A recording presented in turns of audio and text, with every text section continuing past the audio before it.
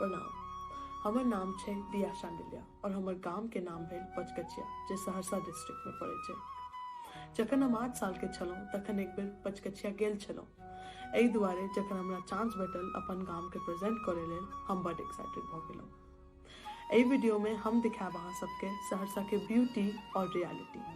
सबसे पहले हम एक क्लिप अपन गाम के दिखाब अहाँ सबके मेमोरी रिफ्रेश करे लेल, जस्ट इन केस अहाँ सब बिसरि गेलहुँ कि हमर सबक रूट्स कतेक डिफरेंट छै आइ के दुनिया से।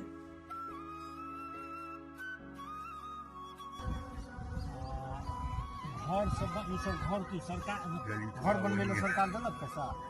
14,000 में लोग बनल रहे हमरा के लोनो सब दिए सरकार? कहाँ नहीं दै।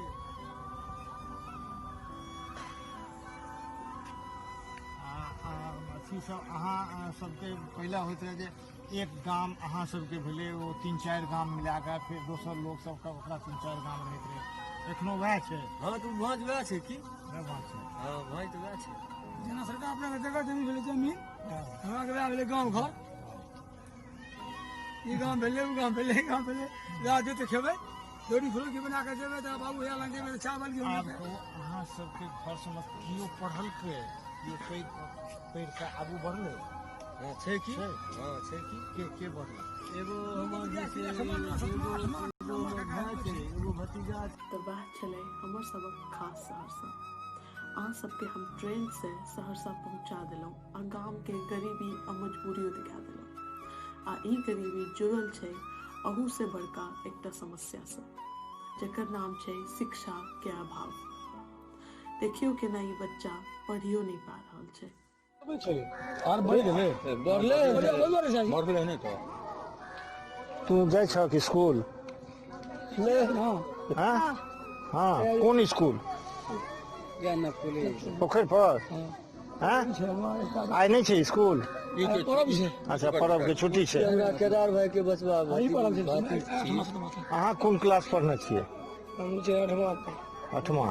अब छोड़ दिलिए कि? छोड़ देलिए किया? मजबूरी है। की मजबूरी? मजबूरी वएह ने भेलै मालिक जे मेरे जैसे नहीं पैसा की भेलै पापा का? लाइन लागि गेलै ना करेंट बिजली लागि गेलै तो ओकर इलाज करबे पड़ल? पिताजी के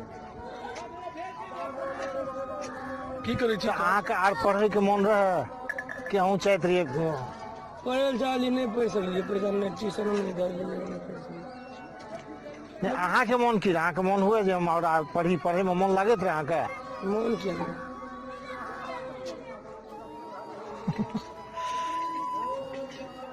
कि मने हमरा ई रहे जे अगर ककरो पढ़े में मन लागे छै ओ आगू बढ़ना चाहिए रहे, तो ओहन नहीं भेले। एको आदमी क्यों पढ़े वाला तेहन नहीं भेले? नहीं यदि चलले रहला था। हाँ मजबूरी भए गेलै सरकार। कते दिन भेल छोड़ला पढ़ना? 3-4 साल भए गेलै। फिर से पढ़ू। एखन की काज करे छियै अहाँ?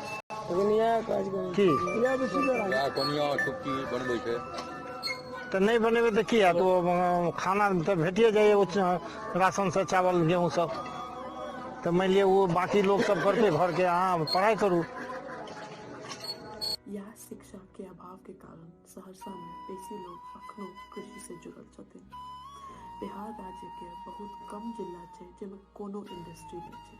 अनफॉर्चुनेटली सहरसा उनमें से एक जिला छै। गौर करियो ए वीडियो में केना आम आदमी के जीवन खेती बाड़ी और पशुपालन से जुड़ल छै। परिवार पर नहीं एक आदमी चावल सब कते भेलै? 5 किलो एक आदमी किलो गेहूँ 3 किलो चावल। एक आदमी पर 5 किलो महीना में? महीना 100 महीना में सर कोलू ले ले तो फट काटला तो 3 दिन में नहीं है सर देना। अब आधार कार्ड सब बन गेल कि नहीं? बहने सरकार हम हरा गेलै हमरा में देलिए इतना ओतना जा देलिए उतना और जलवा केना गड़ा गेलै सरकार 2 टिप से मार। आधार कार्ड नहीं रह तो फिर देने बंद कर दे चावल गेहूँ सब। सर नहीं आधार कार्ड हमरा के छै। हम गड़ा गेलै आर कहियो हमरा पहले जेना हमरा सब जाइए जेना शादी ब्याह होय तो जे खाना सब बतेबै दोसर दिन तेसर दिन आदमी लए जाइए एखनो ओ सब करै छै। जी ना नहीं नहीं नहीं नहीं सर हे हिंसा की हो पूरी जी ये मान लिया चलो भोज खेल के पहले भोज जे लोग जहिया भोज भेल तहिये हाँ तहिये जाके खेला अगर बेसी पट्टा नहीं उठबै छै आब उसे करने वाली नहीं कपड़ा ले सिए नहीं से कुछ नहीं या सीमित या जब फाट ले भांगा से वाली तऽ ए आमदनी के एकटा तऽ भए गेल जे चावल गेहूँ सब मिलै दोसर भेल ई जानवर सब जे पालै छै हाँ और की करै छै ये एतबे का धंधा छै हमरा या से बांस काट लू या मैंने कह रहल छै धंधा खेतो सबमे मजदूरी करै छै चीज नहीं हमरा कतऽ से खेत सबमे छेबे नहीं करे तो किता करबे हम सब एना तऽ सहरसा बेसी डेवलप नहीं छै, लेकिन तखनो लोग नेचुरल रिसोर्सेज से अपन जीविका बहुत नीक से चलबैत छथिन। कोसी नदी के कारण पानि के कमी नहीं छै, ताहि दुआरे एग्रीकल्चर और फिशरीज बहुत डेवलप छै। सहरसा के जमीन एक्सट्रीमली फर्टाइल छै, तरकारी फल फूल धान आ गेहूँ के कोनो कमी नहीं छै। हम देखलहुँ जे सहरसा के लोग आमतौर पर खूब खुश रहै छथिन आ ओहिठाम नाना प्रकार के पर्व त्योहार मनायल जाइ छै।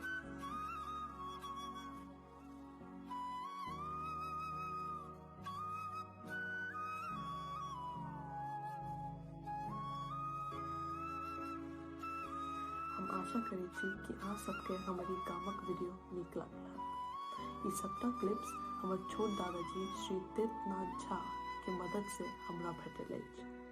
हम अपने बहुत उत्सुक छी फिर से अपन गाम जाय लेल।